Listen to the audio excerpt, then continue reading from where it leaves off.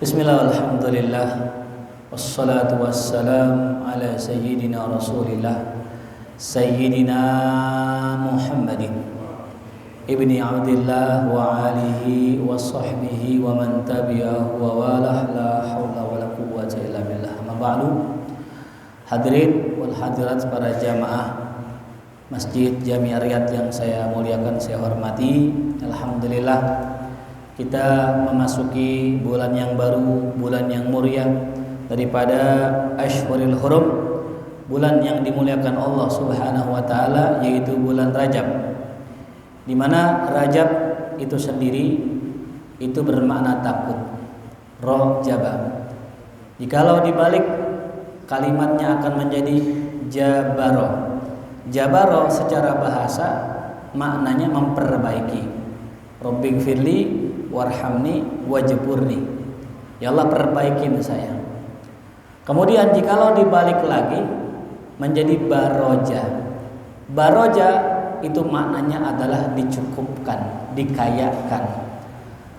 Ini mengandung suatu makna isyarat bahwa siapa orang yang rojaba, yang takut kepada Allah, dalam artian mengerjakan perintah Allah dan menjauhi larangannya, maka dia akan jabaroh, diperbaiki oleh Allah.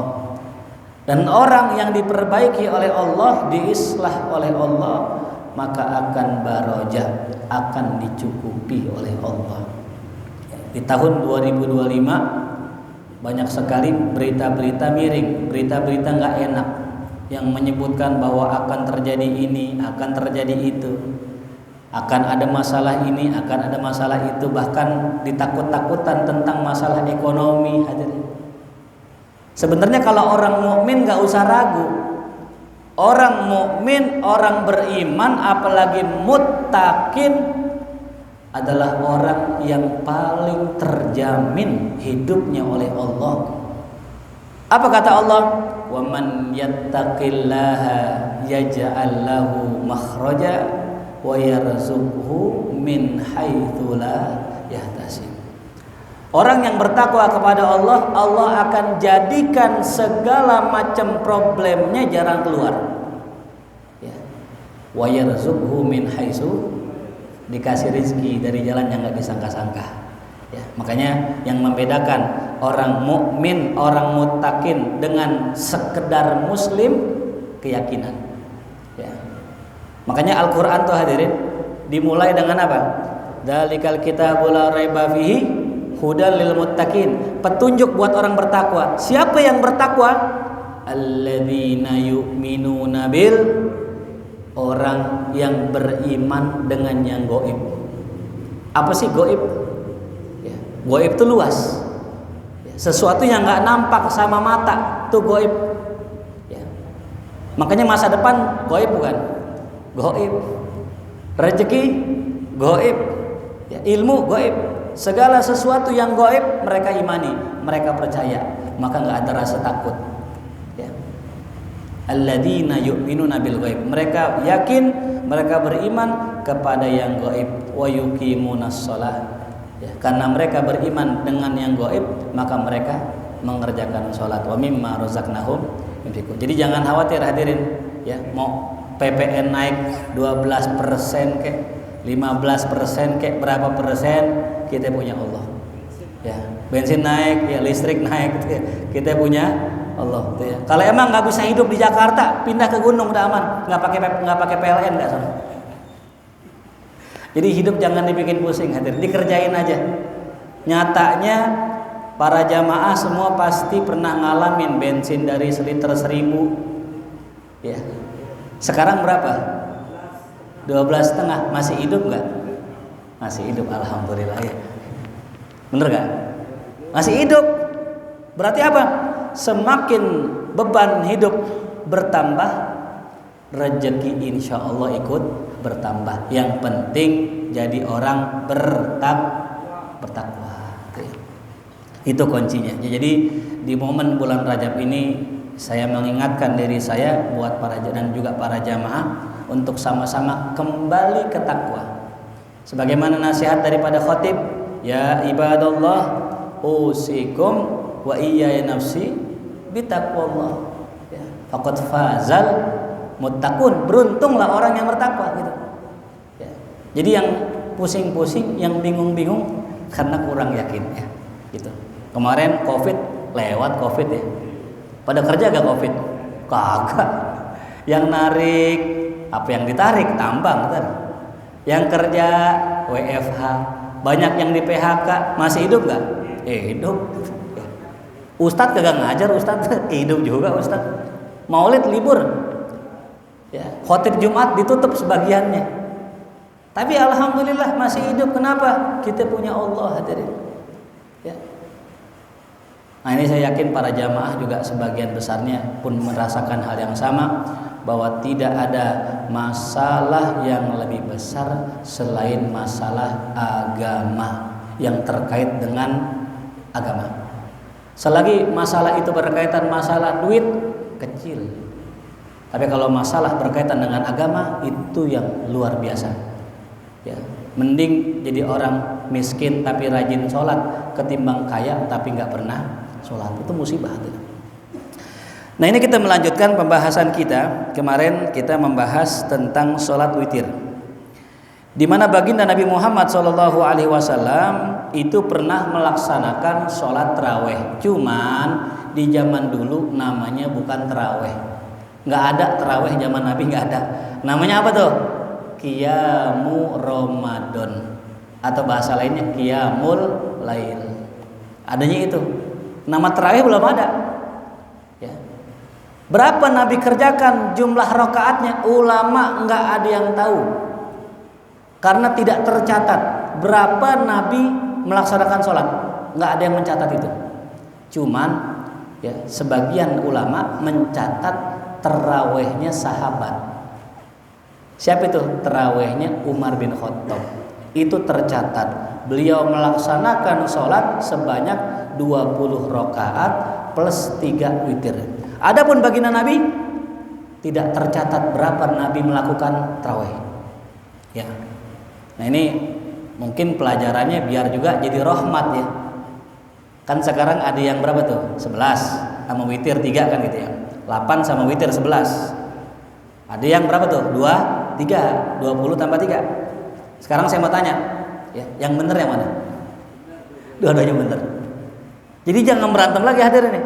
Ini yang benar mana? 2, 3 apa 11? Dua-duanya benar. Mau sholat 2, 3 boleh, afdol, lebih bagus karena lebih banyak. Mau sholat 11 boleh, jangan 11, 2 rakaat aja sah. Ya, ada orang sholat tarawih di masjid yang 2, 3 tapi cuman 4 rakaat, sah nggak? Kok 4 rakaat sah? Iya, datang pertama ngopi depan ngerokok, udah mau akhir masuk lagi gitu. Kan 4 doang tuh jadinya kan. Yang penting orang tahu gua mulai dari awal, ujungnya tetap sholat. Walaupun tengah-tengahnya ngopi dulu di luar gitu. Sah nggak tuh? Sah. Ya, artinya apa? Ini nih, jangan ribut masalah jumlah bilangan rakaat. Yang berpegang 11 silahkan 11. Kalau udah selesai 11 pulang-pulang.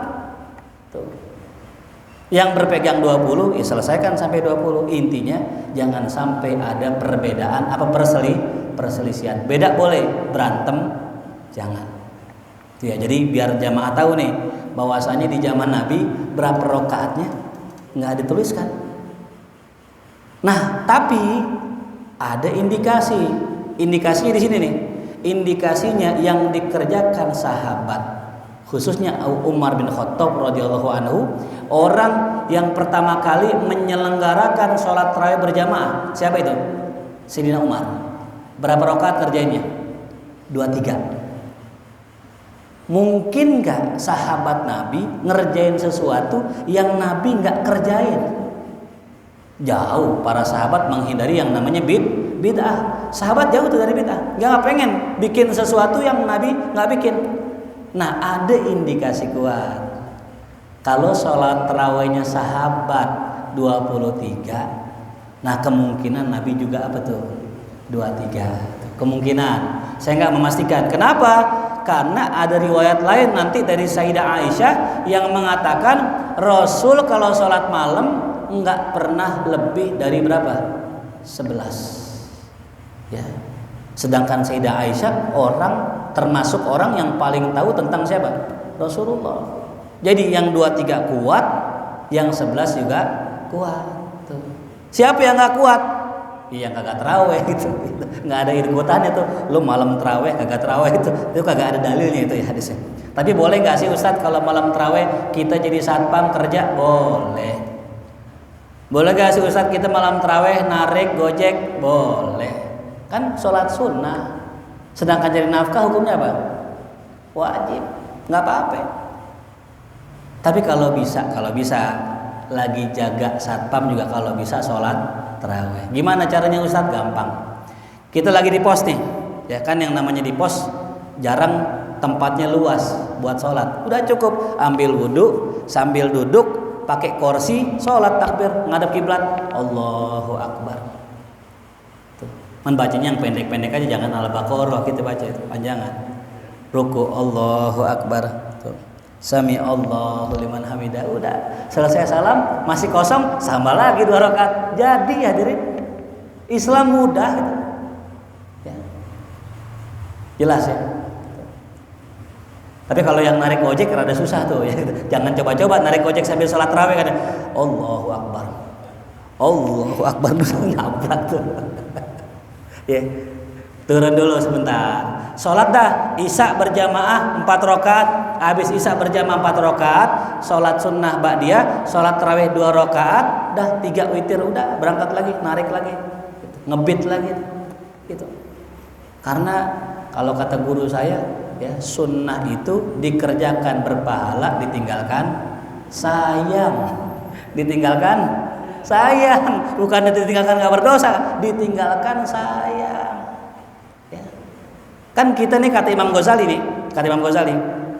orang kalau dagang yang dicari modal, balik modal apa untung? Untung. Orang kalau dagang yang dicari balik dapat untung, bukan balik modal. Nah kita ibadah juga sama hadirin. Orang yang ibadah hanya ngerjain yang wajib itu namanya dagang balik modal. Tapi kalau kita ibadah ngerjain yang sunnah namanya untung. Nah sekarang kita ibadah yang wajib-wajib doang, Johor, Asar, Subuh, Isya, Maghrib, nggak ada sholat sunnahnya, nggak ada. Berarti sama juga dagang balik modal. Lah kita kan dagang nyari apa? Nyari untung 2 rakaat, sholat sunnah qobliyah, sholat sunnah ba'diyah, apalagi sholat sunnah tarawih hadirin. Bedanya apa nih bedanya? Kalau orang dagang ya di bulan puasa itu beda nggak sama di bulan biasa? Oh beda. Cina tahu Cina, dia berharap kepada Tuhannya puasa terus ya. Cuman Tuhannya bukan Allah dia. Kenapa? Karena kalau dia di bulan puasa dagangannya laris, beras, laris, laku, sembako laku. Tuh Cina tuh, yang Kristen. Lagi mana kita orang Islam? Begitupun amal ibadah hadirin. Ibadah sunnah dilipat gandakan pahalanya itu. Kita kan sholat 20 rakaat, itu bukan 20, bisa jadi 200 rakaat. Dilipat gandakan pahalanya. Nah, di saat untung besar ini, kalau bisa jangan kita tinggalkan nyari keuntungan besar ini tuh. Ya. Nah, itulah yang disebut oleh baginda Rasul namanya ya al-kayyis. Apa hadirin? Al-kayyis. Apa sih al-kayyis? Orang cerdas. Jadi kalau orang cerdas, kalau kata kita kan kalau cerdas tuh cum laude, profesor, ya, doktor. Kalau kata Nabi bukan. Orang cerdas tuh al-kayyis mandana nafsahu. Orang yang suka menghitung kekurangan dirinya, muhasabah dirinya. Wa amil lima ba'dal maut, dan dia beramal untuk setelah mati. Tuh cerdas. Ya. Ada semalam saya sampaikan di majelis gini hadirin. Saya mau tanya nih, mending mana kerja sebentar terus duitnya nggak putus-putus ngalir, apa kerja lama duitnya banyak? Mending mana? Mending kerja sebentar Tapi duitnya nggak putus, ngalir terus. Ame kerja lama, duitnya banyak. Kalau pribadi saya, mending milih kerja sebentar, duitnya ngalir. Sebentar doang, cuman duitnya ngalir. Ketimbang tiap hari kerja. Ya. Kan saya yakin nih, orang-orang tua nih, biasanya umur 50 udah pada pensiun tuh. Ya. Kan udah nggak bisa kerja, mau kerja jadi apaan? Susah. Orang udah sepuh, apalagi yang sudah 70 tahun. Maka orang cerdas adalah dia yang ketika masih muda kerja keras, setelah masa tua dia istirahat, tinggal metikin buahnya.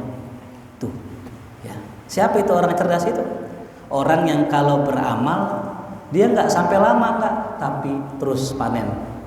Nah ini, gimana caranya? Ajarin orang Al-Quran, itu yang paling hebat. Ajarin orang Al-Quran, ya.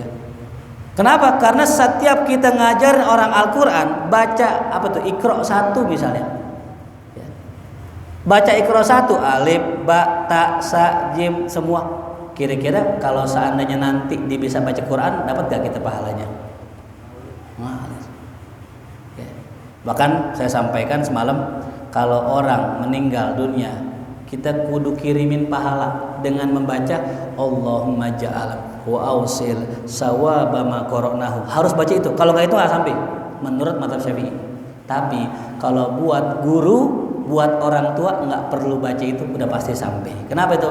Karena mereka adalah guru Al-Qur'an. Ya. Makanya nih, jamaah kita semua harus jadi apa tuh? Guru Quran. Guru Quran yang mana Ustadz? Buka TPA? Bukan. Guru Quran anak-anak kita. Guru Quran siapa? Anak-anak kita. Karena Nabi mengatakan khairukum man ta'allamal Quran. Sebaik-baik orang di antara kalian adalah orang yang belajar Al-Quran dan mengajarkannya. Nah jadi hadirin, kalau bisa anak kita masih kecil ajarin Iqra 1. Minimal Iqra 1 sama bapaknya. Iqra 1 sama bapaknya, nggak boleh sama orang, jangan, sayang gitu pahala. Ajarkan bismillah, ajarkan Fatihah sama bapaknya, orang tuanya. Kenapa? Karena sepanjang hidup dia pasti baca Fatihah, sepanjang itu pula pahala ngalir buat guru yang ngajarinnya. Tuh. Makanya saya kasihan itu ada orang kerja ya, nyari duit, anaknya dititipin sama orang, ngaji nyuruh orang. Jangan, kita sebagai orang tua ajarin Iqra tuh. Ajarin Fatihah, ajarin bismillah, ya, ajarin juz pendek tuh Al-Hakumut sampai Anas. Kita orang tuanya kalau bisa, mereka hafal dari kita, mereka bisa dari kita, kenal huruf dari kita. Itulah orang yang cerdas, ya. Jadi orang cerdas itu bukan orang yang apa, orang yang bertitel tinggi, orang yang kumlot, bukan, tapi orang yang sudah siap untuk menghadapi kematian tuh, ya. Belum lama, beberapa hari lalu, saya punya tetangga, hadirin. Ini pelajaran buat kita ya. Dia emang orangnya nggak pernah keluar, di rumah aja, di kamar, bertahun-tahun, mungkin berpuluh-puluh tahun, nggak pernah keluar, di rumah aja. Ya. Sampai kemudian kemarin, malam minggu kemarin, ada kecium bau. Ya. Ternyata sudah meninggal dunia selama 4 hari di dalam kamarnya, nggak ada yang tahu. Ya. Nah, ini pelajaran penting bagi kita ya tuh. Ya, jangan sampai kita hidup sendirian. Kita hidup manusia butuh orang lain tuh ya. Nah, jadilah orang yang bermanfaat, insya Allah hidup kita selamat tuh ya. Amin ya rabbal alamin. Baik. Nah, kita masuk hadis an Kharijah ibni Hudzafah. Diriwayatkan dari Kharijah bin Hudzafah ya. Qala Rasulullah sallallahu alaihi wasallam, innallaha amaddakum bi salatin hiya khairun min humurin na'am. Sesungguhnya Allah amaddakum, telah memberikan kepada kalian ya. Kalimat amadda yumiddu imdad itu maknanya bantuan, membantu, menolong itu ya. Kenapa sih Allah tolong kita? Karena Allah tahu sholat yang kita kerjakan, sholat fardu, kadang banyak kagak khusyuknya, betul ya? Yang kita sholat maghrib, sholat isya, coba dah kita hitung berapa persen khusyuknya. Bisa hitung, bisa 20%, setengahnya itu cakep banget tuh, setengahnya tuh. Maka ketika Allah tahu sholat fardu kita ini tidak cukup dan tidak sempurna, amaddakum, Allah bantu kita bisolatin, dengan solat, hiya khairun lakum, dia lebih baik bagi kalian, min humurin na'am, dari ya hewan yang terbaik ya. Kalau kata ulama, humurin na'am itu bermakna ontak merah ya. Humur maknanya ahmar, na'am maknanya binatang ternak ya. Tapi ulama mengatakan yang paling sering disebut dengan na'am adalah unta. Kenapa? Di zaman Nabi ontak merah itu harganya mahal. Kalau sekarang mungkin apa itu? Mobil yang paling mahal mobil apa sih sekarang? Alphard. Oh, Alphard belum. Di atas lagi tuh yang mobil sport ya. Apa sih namanya? Emang nggak pernah nyobain. Ferrari dah, Ferrari.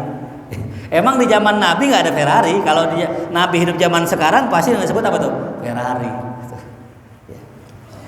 Ini dikatakan sholat yang lebih baik daripada harta dunia. Sahabat penasaran, kulna wa ma hiya ya Rasulullah. Ya Rasul, sholat apaan tuh yang lebih baik daripada kendaraan mewah di zaman sekarang? Qala, kata Rasulullah, al-witru, sholat witir. Ya, sholat witir. Sekarang saya analogiin begini hadirin. Pengen nggak kita punya mobil Ferrari? Ya. Wah, pengen Ferrari. Siapa yang nggak pengen? Kan gitu. Seandainya Ferrari dikasih tiap hari satu ke rumah kita. Hari ini dapat Ferrari, besok dapat lagi Ferrari, besok dari Ferrari. Udah orang paling kaya kita. Ya, di Kuitang paling kaya, Ferrarinya bertumpuk. Begitulah hadirin orang yang ngerjain sholat witir. Itu kayak orang tiap malam dapat mobil apa tuh? Ferrari. Allah, kayaknya luar biasa. Cuman sayangnya Ferrarinya goib. Ferrarinya apa? Goib. Ya. Maka saya pernah umpamakan begini, hadirin, kalau seandainya pahala bentuknya rekening transfer gitu. Pahala bentuknya apa? Duit dalam bentuk transfer. Contoh, sholat witir 3 rakaat masuk 300.000. Kira-kira orang pada witir gak? Pada witir. Semua witir, gak ada yang gak witir. Bahkan kalau bisa, Ustadz jangan 3 dong, 10 gitu.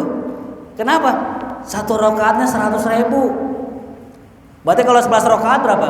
1.100.000. Saya yakin semua jamaah Kuitang gak ada yang gak witir. Kalau perlu jidatnya sampai hijau di sini tuh. Pada sholat semua. Seandainya pahala bentuknya apa tuh? Duit. Cuman sayang pahala bentuknya goib. Ini ujian kita hadirin. Ya. Makanya hebatnya orang beriman, dia percaya yang goib seakan-akan nyata. Itu orang beriman bedanya. Yang goib seakan-akan nyata. Ya, kan susah ngasih kepercayaan orang biar orang yakin yang goib ini nyata. Ya. Jadi hebatnya Nabi Muhammad, kata teman saya gini, nih hebatnya Nabi.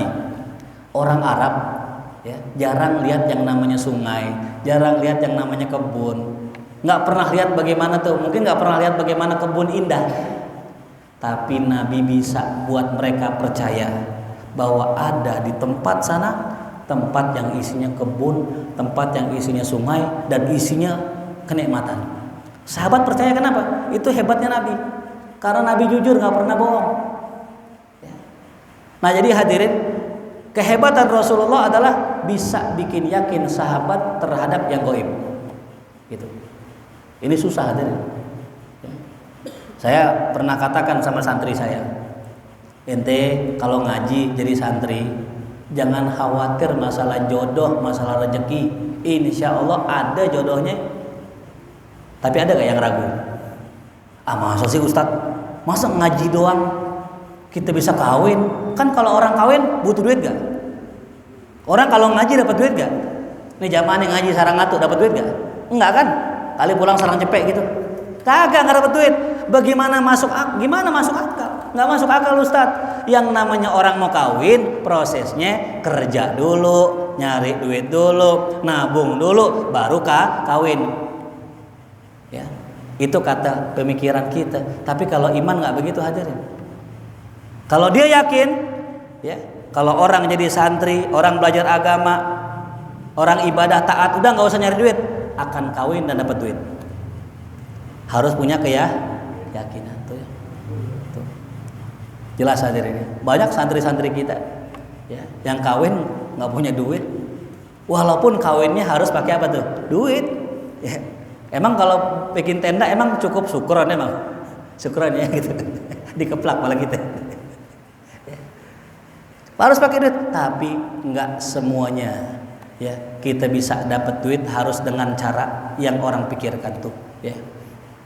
Nah makanya tadi kalau dikatakan oleh baginda Rasul sholat witir lebih bagus daripada kendaraan mewah, harusnya kita bersegera, harusnya kita kerjakan itu. Mungkin kalau saya tanya jamaah yang semalam sholat witir siapa ya? Oh enggak, saya masang petasan Ustaz. Masang petasan. Mungkin sekian persen orang Islam yang sholat witir, betul gak? Jangankan witir.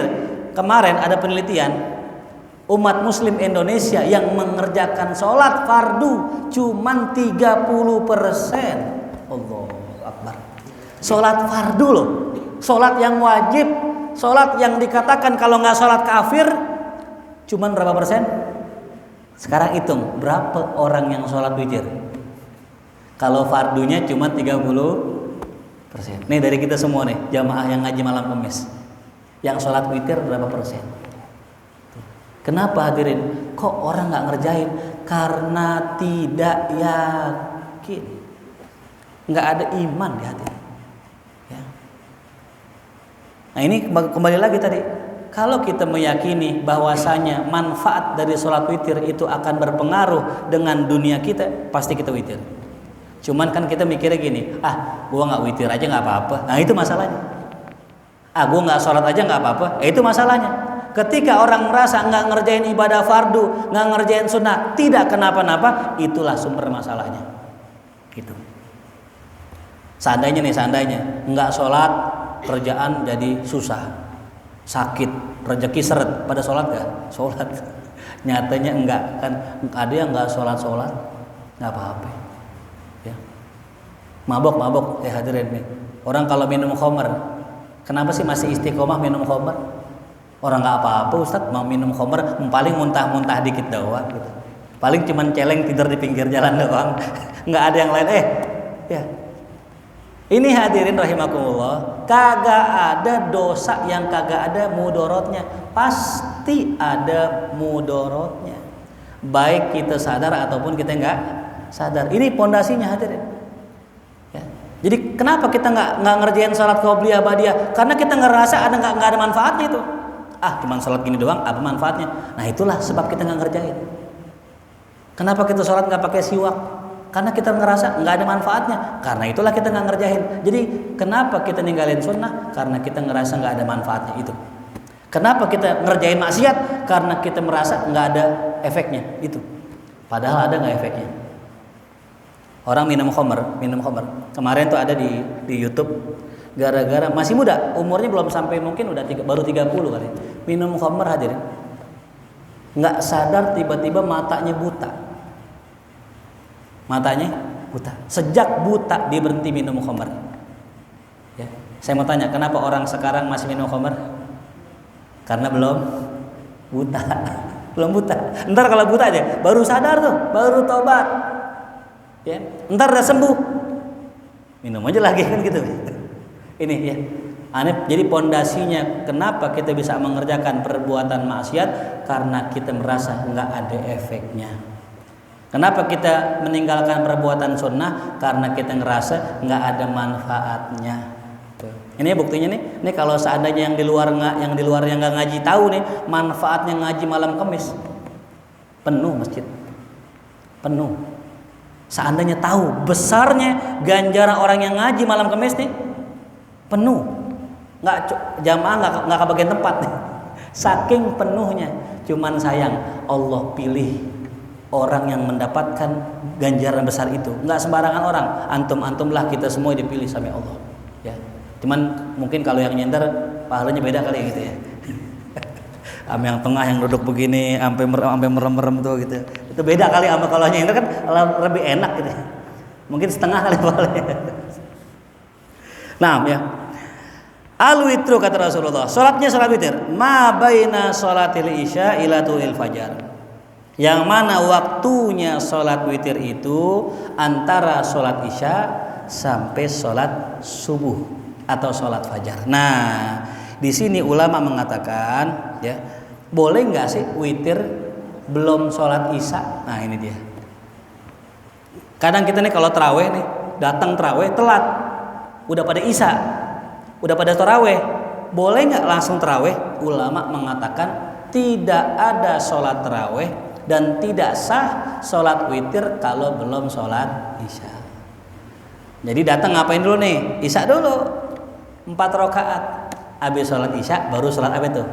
Taraweh. Baru sholat witir. Jadi secara hukum ya anna waqtal witri min ba'di sholatil isya. Ya, bahwasanya waktu sholat witir itu setelah sholat isya. Sampai kapan? Sampai subuh.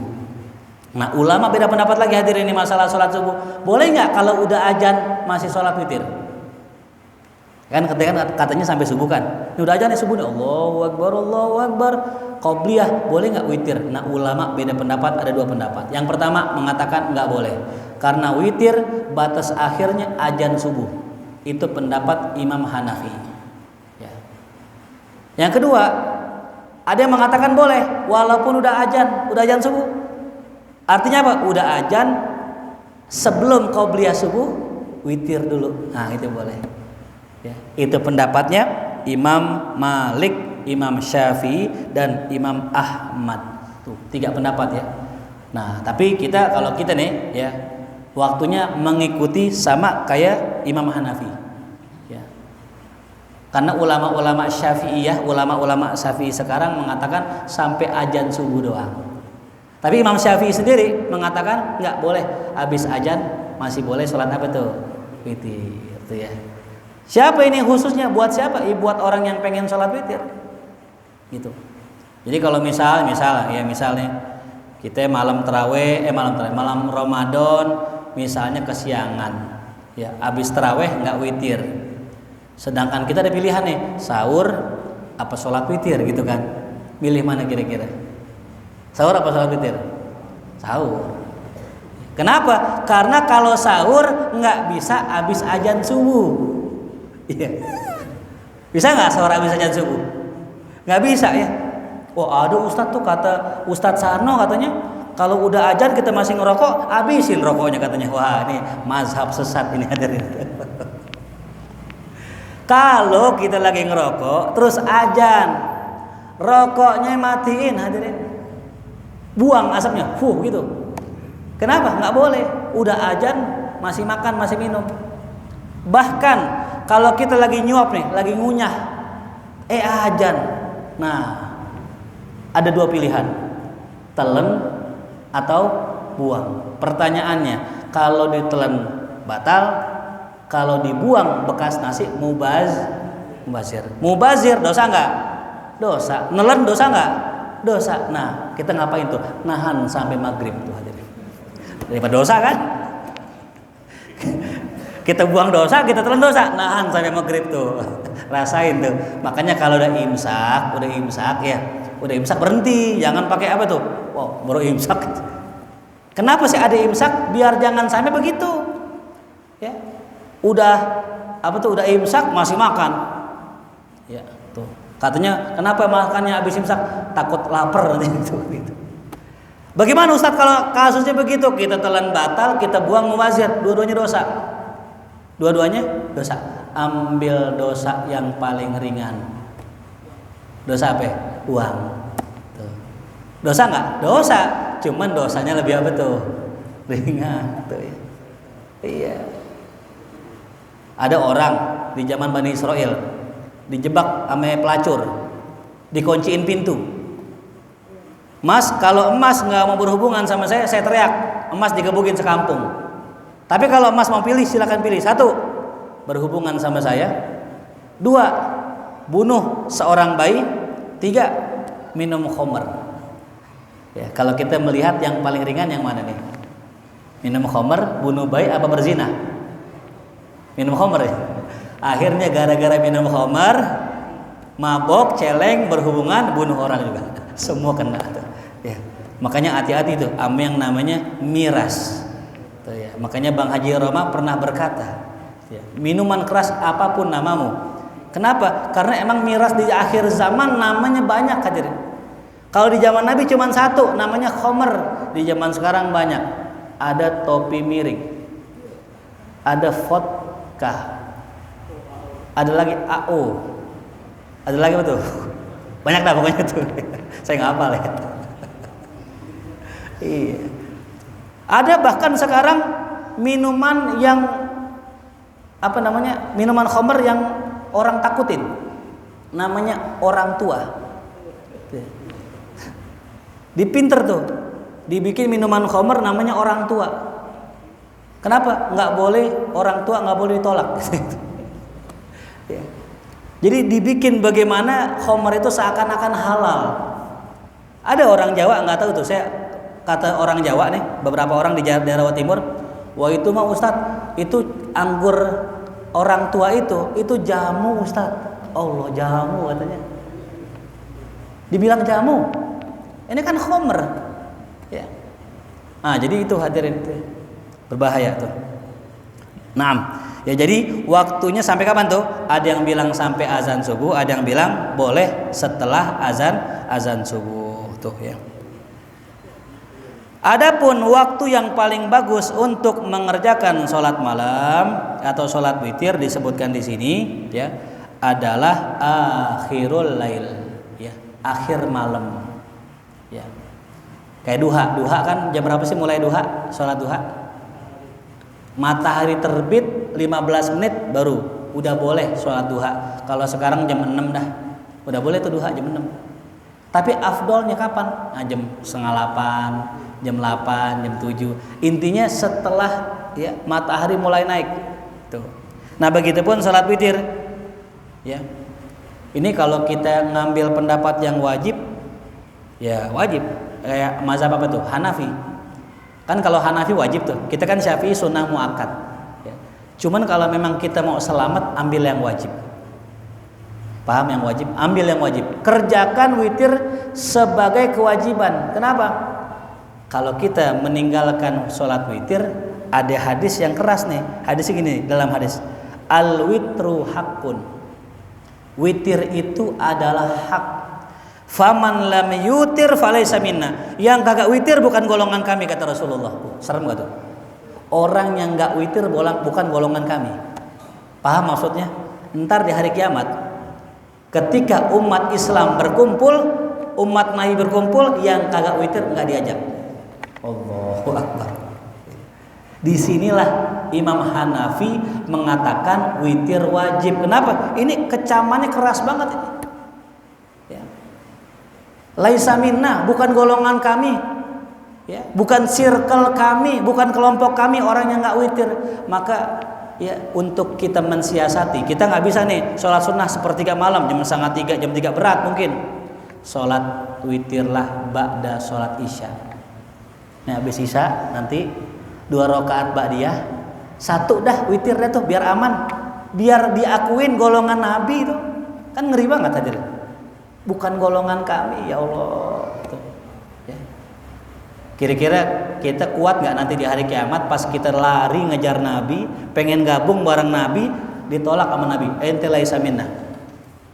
Karena nggak witir. Allahu Akbar. Maka al-witru haqqun. Ya. Faman lam yutir falaysa minna. Tuh. Dan hadis ini lemah. Hadis ini lemah dikatakan ulama.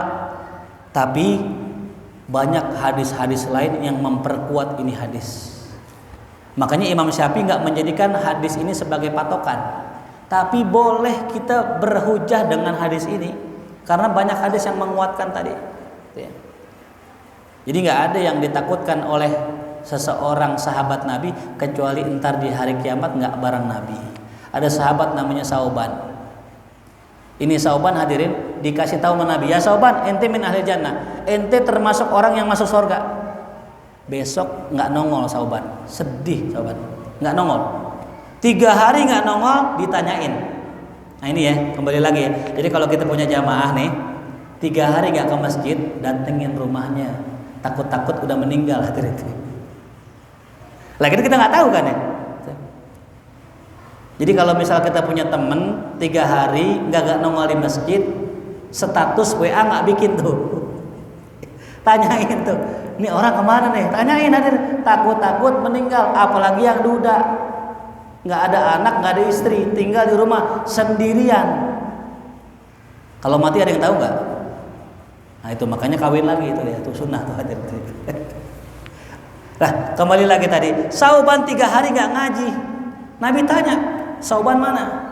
Nggak tahu ya Rasul. Dah ente cek ke rumahnya Sauban. Sahabat berangkat ke rumah Sauban. Sampai di rumahnya mereka mendapati Sauban udah kurus, udah pucet, mukanya kuning. Ya, dikabarkan kepada Nabi, ya Rasulullah, Sauban sakit ya Rasul. Nabi datang ke rumahnya jengukin Sauban. Ditanya, ya Sauban, kenapa ente begini? Ya Rasulullah, ketika anda bilang saya min ahlil jannah, saya sedih ya Rasul. Loh kok begitu? Karena saya tahu ketika nanti anda masuk ke dalam surga, anda pasti ditempatkan sama Allah di tempat yang tinggi. Sedangkan saya pasti di bawahnya, nggak ketemu gitu ya Rasulullah tuh. Nggak ketemu, kata Sauban. Anda takut nggak ketemu sama antum di surga tuh. Sampai saya sakit tuh. Allah. Cuman gara-gara di surga nggak ketemu, padahal masuk.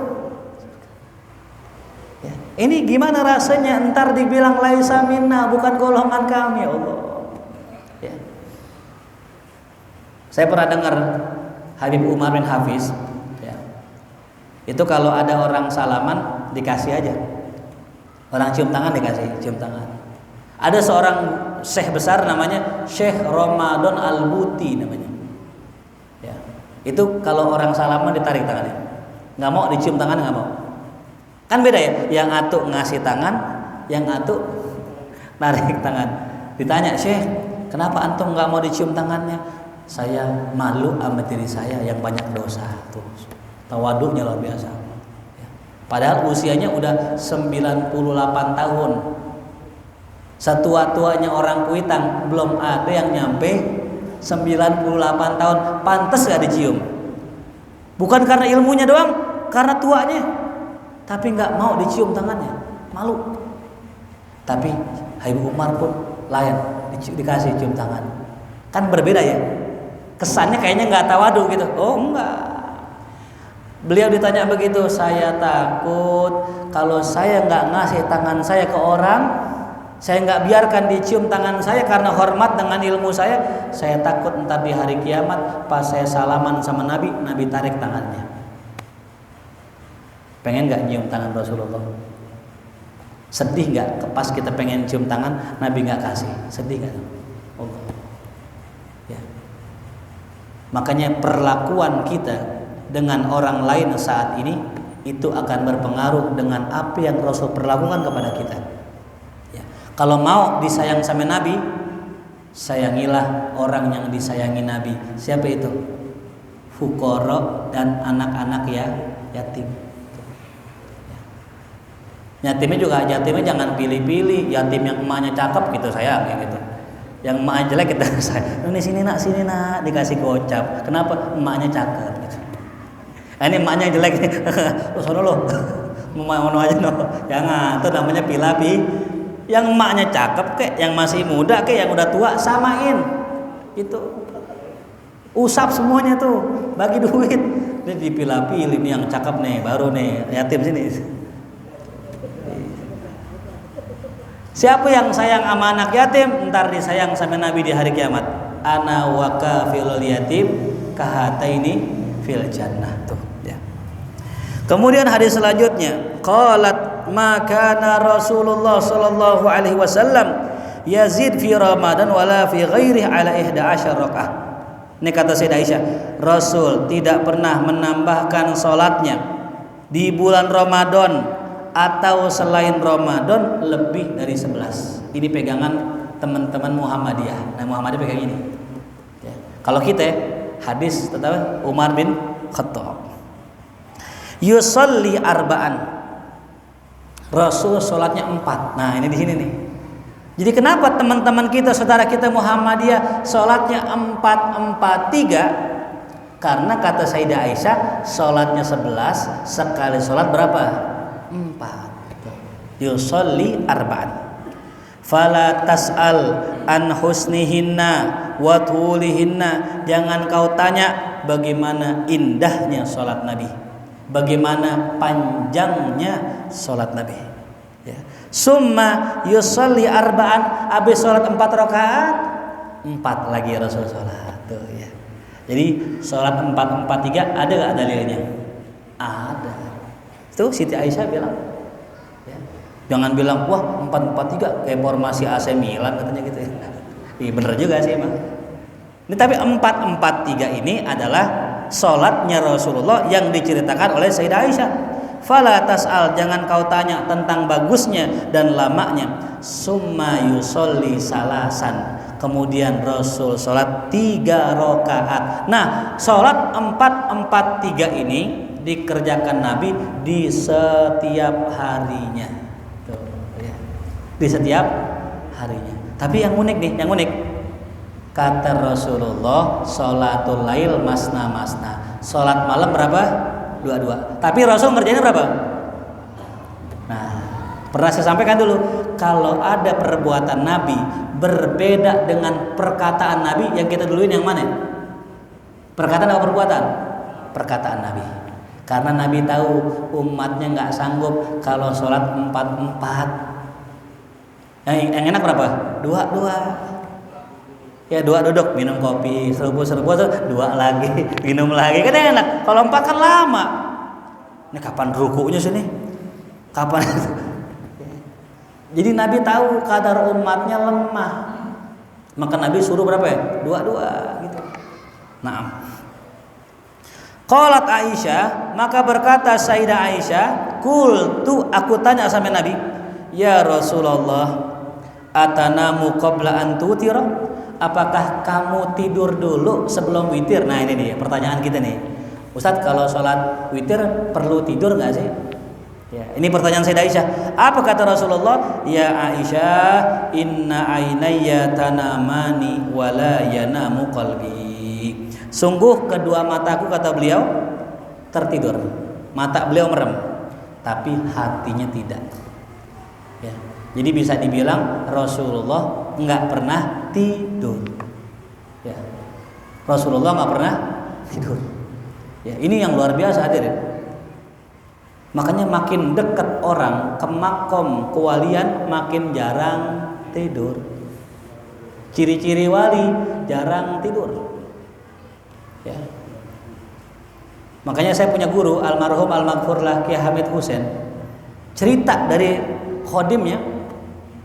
Saya waktu di Mekah lagi umroh 9 hari, Kiai nggak tidur. Ngobrol sampai malam, sampai jam 1. Ngobrol, nggak tidur. Malah muridnya tidur, besok tidur. Muridnya tidur, gurunya nggak tidur.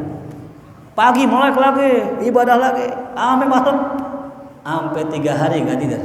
Tapi nggak nguap ini, nggak nguap hadirin. Kita jangankan nggak tidur 3 hari. Kurang dikit aja nguap mulu kan ya. Masih kurang sejam nih katanya gitu. Masih kurang sejam. Tadi baru 6 jam, kurang sejam lagi tuh. Muridnya nanya nih, salah satu muridnya nanya sama Kiai. Kebetulan Kiai saya suka ngerokok. Nggak nguap-nguap. Sepanjang belajar nih muridnya nggak pernah lihat gurunya nguap. Ditanya nih Kiai, kenapa sih kok antum nggak pernah nguap? Kata Kiai Hamid, yang nguap itu setan katanya. Berarti itu setan dong. Emang bener gak? Nguap dari mana nguap? Dari setan. Gitu. Jadi saya masih nemuin sosok orang yang begitu hadirin. Ya. Pernah setahun beliau buka akun Facebook, setahun tuh. Saya pernah ngikutin tuh. Malam nggak tidur, pagi bikin status, sampai jam 9 belum tidur. Entah tidurnya menjelang zuhur, tidur dikit. Udah zuhur selesai bangun, molek lagi, sampai malam lagi. Bisa dibilang tidurnya sehari 2 jam 3 jam. Kita sehari 2 jam 3 jam, kodok seminggu. Sekarang nggak cuma 2 jam semalam nih, besok kodok gak tuh? Dikodok, tidur dari pagi sampai ketemu pagi lagi. Kodokan lillahi ta'ala tuh. Itulah para nabi. Nabi nggak tidur hadirin, cuman matanya doang merem, hatinya terjaga. Ya. Jadi begitu. Ya. Jadi kita kalau ngelihat Nabi jangan heran, dia spesial Nabi kita Muhammad SAW. Ya. Ini namanya khosois, namanya apa? Kekhususan yang nggak didapat sama orang awam. Jadi Nabi bilang begini, kalau kata sebagian teman-teman kita Salafi apa? Nabi sama kayak kita. Ana apa? Basyarun, saya ini manusia. Ya, basyarun. Ya. Nah, ini keliru. Terusin dong. Yuha ilayya. Manusia yang diberikan apa tuh? Wahyu. Ya, diberikan wahyu hadirin itu bukan orang sembarangan. Sahabat Nabi lagi duduk sama Nabi, Nabi dapat wahyu. Ini dengkulnya bersebelahan nih. Pas turun wahyu sama Nabi, sahabat merasakan dengkulnya Nabi beratnya lebih berat dari gunung. Saking beratnya nerima wahyu. Nggak mungkin orang sembarangan. Kita aja puyeng dikit aja minum romah, minum paramek 3 biji. Nggak kuat, berat. Jadi jangan katakan Nabi itu innama ana basyarun mislukum. Aku nih manusia seperti kalian. Betul, terusin dong. Yuha ilayya. Nah, terakhir ini hadis muttafaqun alaih. Nah, saking kuatnya ini hadis dipakailah oleh saudara kita Muhammadiyah. Intinya mereka punya dalil, jangan disalahin, betul. Cuma ada cumannya, ya ada cumannya. Ini. Bagaimana cara menjawab nih hadis ini? Jawabannya begini. Nabi tidak pernah mengerjakan sholat lebih dari 11 di Ramadan atau di luar Ramadan. Ya. Berarti ini bicara tarawih bukan? Bukan. Ini bicara sholat malam. Nabi nggak pernah lebih. Ya. Yang kedua, ini hadis yang cerita siapa? Siti Aisyah. Di mana beliau ngelihat Nabi? Di rumah. Berarti yang 11 nggak pernah putus selama di mana? Di rumah. Terus yang ngelihat tarawih siapa? Yang ngelihat tarawih sahabat bukan? Sahabat. Maka sahabat pada 20. Karena yang dilihat Nabi. Kalau Siti Aisyah bilangnya di rumah. Ini hadis tentang sholat malam bukan tarawih. Makanya dia ngomongin di Ramadan atau di luar Ramadan. Emang ada tarawih di luar Ramadan? Nggak ada. Tarawih cuma di mana? Ramadan. Sehingga ulama Syafi'i mengatakan ini hadis bukan ngomongin tarawih, ini ngomongin sholat malam, ngomongin sholat witir 11 rakaat. Kalau ngomongin sholat tarawih cukup ikut sahabat yang 4 semuanya 20, udah selesai. Ya. Abu Bakar 20, Umar 20, Utsman 20, Ali 20. Masa sih mereka ngerjain bid'ah? Masa sih mereka ngarang-ngarang 20 gitu? Pasti mereka semua merujuk kepada siapa?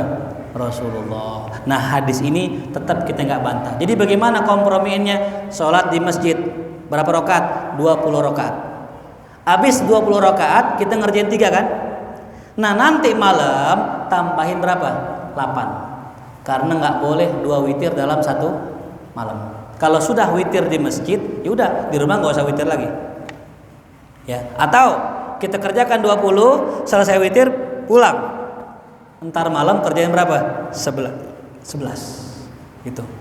Ya. Jadi gabungin 2 hadis. Kata ulama al-jam'u bainad dalilaini afdal. Menggabungkan 2 dalil lebih utama daripada ihmali ahadihima, membuang salah satunya. Ini hadis bagus, gabung. Gitu. Kayak sekarang kan beli jus. Zaman sekarang Pak, jus udah bukan satu model lagi. Dicampur sekarang. Jus nanas sama jus alpukat campur. Gitu. Ya, dicampur tuh. Kenapa? Bagus.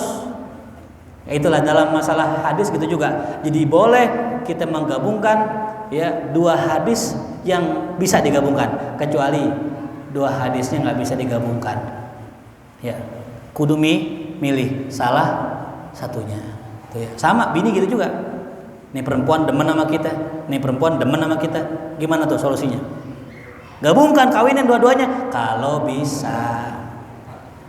Kalau akur, kalau nggak akur, jangan pilih salah satunya kan gitu ya. Ini gabungin dua-duanya. Mana nih jus nanas, ini jus duren, kan panas ketemu panas tuh. Itu bisa moncor hadirin tuh. Artinya apa? Selama bisa digabung, boleh digabung. Kalau nggak bisa digabung, pilih salah satunya gitu ya. Wallahu alam. Udah bisa belum sih? Udah ya. Baik. Mungkin satu pertanyaan, dua pertanyaan baik. Baca surat Al-Fatihah, mudah-mudahan apa yang kita kaji bermanfaat. Allah berikan ilmu yang manfaat, umur yang bermanfaat, rezeki yang bermanfaat, mati kita husnul khatimah. Ala hadhihi niyya Al-Fatihah. A'udzu billahi minasyaitonir rajim. Bismillahirrahmanirrahim. Alhamdulillahirabbil alamin arrahmanir rahim maliki yaumiddin. Iyyaka na'budu wa iyyaka nasta'in. Ihdinas siratal mustaqim, siratal ladzina an'amta 'alaihim ghairil maghdubi 'alaihim waladdallin. Amin. Allah bihaqqil Fatihah, sirril Fatihah, karamatil Fatihah. Iftah lana abwabal khair wa akhtim lana bil khair waj'alna wa dzurriyyatina min ahlil khair. Rabbana atina fid dunya hasanah wa fil akhirati hasanah wa qina adzabannar. Sallallahu ala sayyidina Muhammadin wa alihi washabihi wasallam. Walhamdulillahirabbil alamin. Terima kasih. Assalamualaikum warahmatullahi wabarakatuh.